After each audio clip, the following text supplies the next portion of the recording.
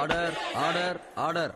Mister Surya, இலவச சட்ட மையங்கிற பேர்ல நீங்க தீவிரவாதிகளை உருவாக்குறீங்கன்னு உங்க மேல குற்றம் சாட்டியிருக்காங்க. இதுக்கு நீங்க என்ன சொல்றீங்க? சொல்லுங்க மிஸ்டர் சூர்யா. ஜட்ஜு கேக்குறாருல, சொல்லுங்க சூர்யா. சொல்லுங்க சூர்யா. இந்த கோர்ட்ல நீங்க கொடுக்கிற தீர்ப்பு தான் இறுதியானதா? ஆமா, இந்த கோர்ட்ல நான் கொடுக்கிற தீர்ப்பு தான் இறுதியானது.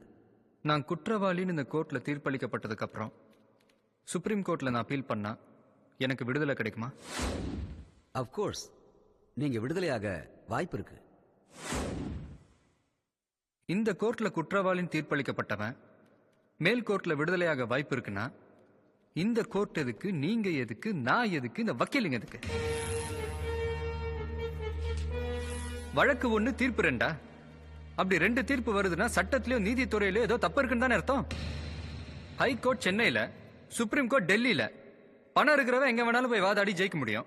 ஏழைங்களால முடியுமா யுவர் ஆனர்? ஒரு கேஸ ஒரு கோர்ட்ல ஒரு முறைக்கு 100 முறை வேணாலும் விசாரிங்க, ஆனா தீர்ப்பு ஒன்னா தான் இருக்கணும். குற்றங்கள் திருத்தப்படணுமே தவிர தீர்ப்புகள் திருத்தப்படக்கூடாது யுவர் ஆனர். சூப்பர் தலைவா. ஆர்டர். என் மேல குற்றம் சாட்டி இப்ப இந்த கூண்டு நிறுத்திருக்கீங்க. நான் செஞ்ச குற்றம் என்ன தெரியுமா? சார் ஒரு நிமிஷம். பலவந்தமா ஒரு பொண்ணை கெடுத்தா அதுக்கு என்ன செக்ஷன் சார்? அண்ணா நீங்க சொல்லுங்க. ஐபிசி 376.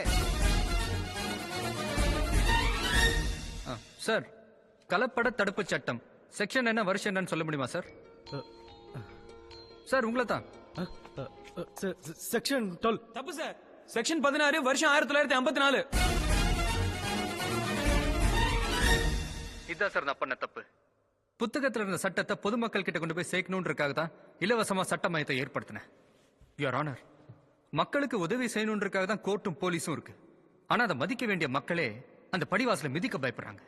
ஏன், எதனால இந்த பயம்?